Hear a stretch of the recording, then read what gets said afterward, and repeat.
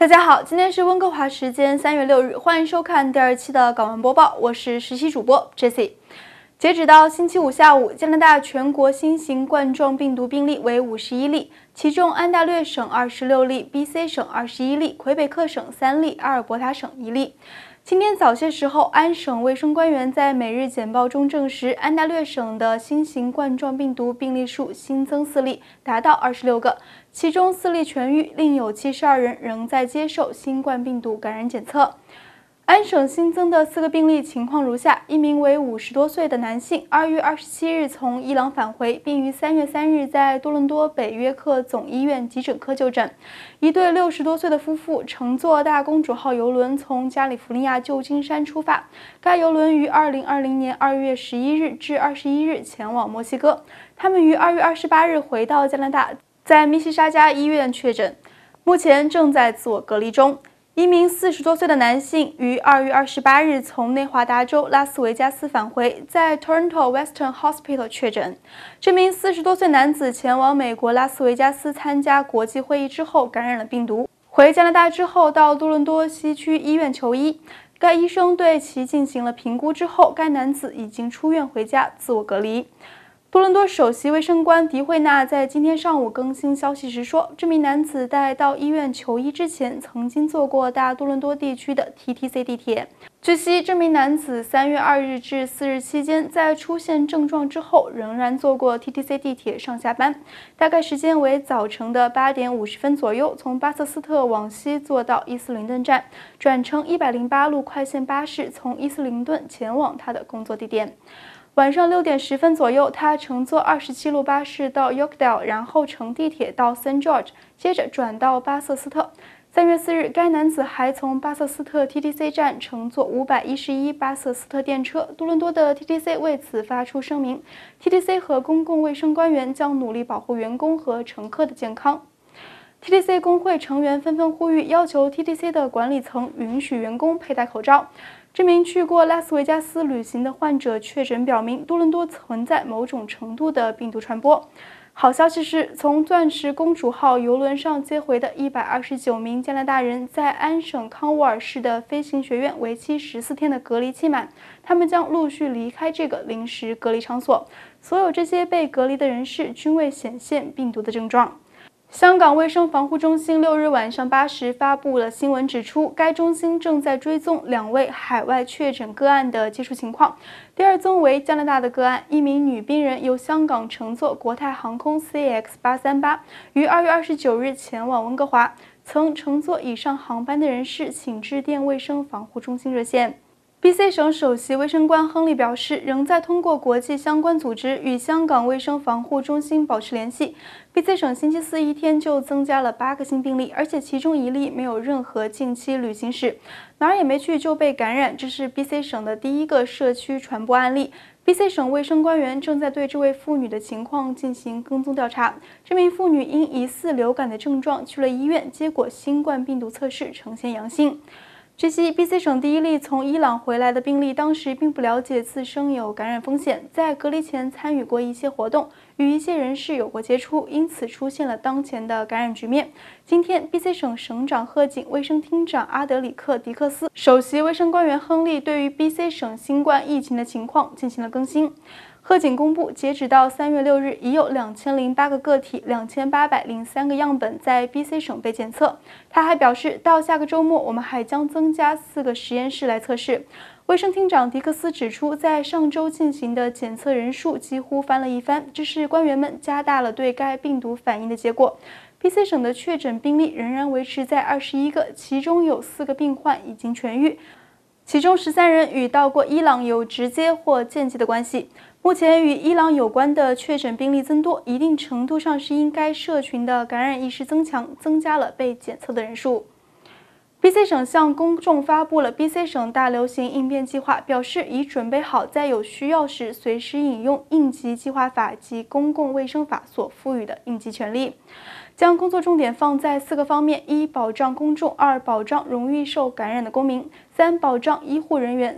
4. 支持医护容量。星期三刚刚把利息率猛降0.5个百分点。星期四，央行行长波罗茨在多伦多发表谈话说，如果新冠疫情的挑战加剧，加拿大中央银行则准备进一步降低利息率。波罗茨指出，在新冠病毒肺炎疫情被媒体报道之前，加拿大经济就已经放慢了其发展的速度。今年第二季度的经济发展前景已经出现了乏力的迹象。最近，股票市场较大幅度的下跌会让消费者和投资者的信心进一步弱化，让经济下行的压力更具有持续性。在加拿大中央银行把央行利率从1.75%下调到1.25%后，金融市场预测加拿大央行在4月份再度下调利率的可能性是70%。在波罗茨星期四发表讲话后，金融市场认为加拿大中央银行在4月份再次降息的可能性几乎是100%。不得不说，新冠疫情正在以惊人的速度扩张，基本每天都会有确诊病例出现，让人心慌不已。而最近，中国武汉针对新冠病毒性别差异研究又有了新的进展。研究表明，面对新冠病毒，女性不仅症状相对较轻，而且比男性有更长的潜伏期。这可能是因为女性天生具有比男性更强的抗病毒免疫力。当地时间3月3日，《柳叶刀·预印本》发出了一篇研究论文，这是武汉大学人民医院团队首次分析了女性在新型冠状病毒传播中可能存在的特殊性。参与此次研究的团队是来自武汉大学人民医院肿瘤科、老年医学科、重症加强医疗科等多个科室。通讯作者为该院消化内科主任医师董卫国与该院耳鼻喉科医师许玉。这次研究首次表明，女性在新冠的传播上表现出不同于男性的特征。该研究团队呼吁，在筛查过程中，无论女性是否有症状，只要接触史明确，就应对她进行核酸检测。受医学观察的女性隔离期也应超过14天。该研究团队对武汉大学人民医院于2020年2月20日之前诊断为 COVID-19 的所有患者进行了回顾性分析，发现大多确诊病例集中在男性，而且在入住 ICU 的患者中更为明显。团队收集到的数据，6013例患者中，大多数在今年1月1日至1月29日入院或确诊，其中男性3361例，占了55.9%。其中573例为男性，占比58.8%。这些结果或许代表着男性比女性更容易感染新冠病毒，而且感染后症状更为严重。另外，该团队还发现，在3个时期，即1月1日之前、1月1日至1月11日以及1月12至1月22日中，武汉的男性确诊病例的比例逐渐下降，分别为66%、59.3%和47.7%。与此同时，在疾病爆发的最初阶段，即1月1日之前，被诊断出的患者中34%是女性，而在随后的研究中，到1月26日，女性所占的比例逐渐上升到45%。随着病毒爆发时间的延长，男性确诊人数逐渐下降，而女性的确诊比例却开始上升。截至今年2月20日，该院确诊了2045个病例，男性为953例，女性为1092例。其中，轻中度组男性454例，占所有男性的47.6%，女性612例，占所有女性的56%。严重组中，男性387例，占40.6%，女性404例，占47%。危重组中，男性112例，占11.8%，女性76例，占7%。数据显示，患者性别和疾病的严重程度也有差别。研究人员在数据中发现了67例无症状的感染者，其中47例是女性。这表明女性不仅在轻中度的患者中占很大的比例，而且在无症状感染中也占很大的比例。但是从发病时间上看，1月20日之前入院的男性患者多于女性，但在此后女性患者则比男性患者多。为什么女性面对新冠病毒潜伏期长？关于这个问题，普遍的解释认为，性激素和免疫系统之间的相互作用使男人比女人更容易受到病原体的侵害。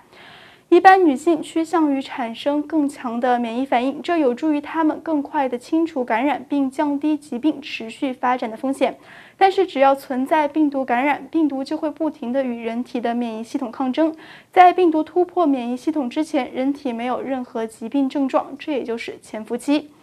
研究者认为，当你的免疫力能够抵御病毒更长的时间，但又不能完全杀死它们时，你就会有更长的潜伏期。女性的无症状发病和长期潜伏期无疑将对新冠病毒的传播产生重要影响。例如，被感染的女性会因无症状而与其他人接触，哪怕是在主动或被动隔离期结束，她们仍可能逃过诊断，并造成之后的病毒传播。最近报道的一例潜伏期长、传播率高的特殊病例也是女性。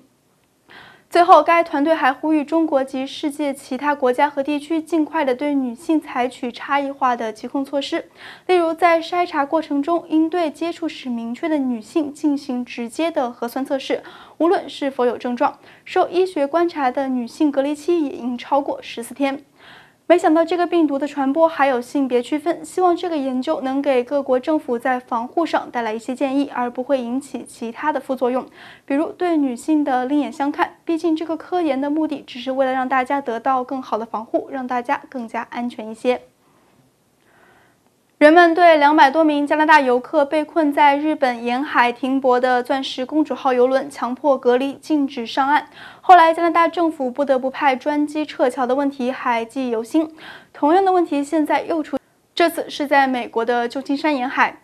加拿大外交部证实，有235名加拿大游客被困在怀疑有新型冠状病毒肺炎疫情的大公主号邮轮上，船上一共载有3500人。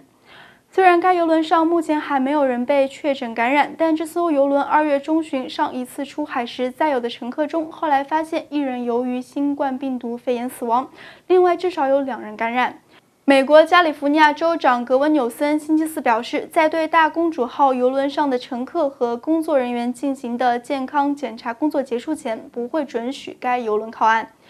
星期五早些时候，邮轮公司方面说，已经把船上45人的检测样品送交给了加利福尼亚州卫生当局，化验室检查结果应该在1天之内得到。加拿大公共卫生事务部长比尔·布莱尔在接受加拿大广播公司英语电视新闻台时政访谈节目 Power and Politics 采访时说，联邦政府正在与美国有关部门密切合作，以保护加拿大公民的安全和利益，但没有说现在需要考虑派飞机撤侨的问题。以上是本期港湾播报的全部内容，感谢您的收看，我是 Jessie。如果您喜欢我们的节目，请点击屏幕右下方订阅我们的频道，我们下期再见。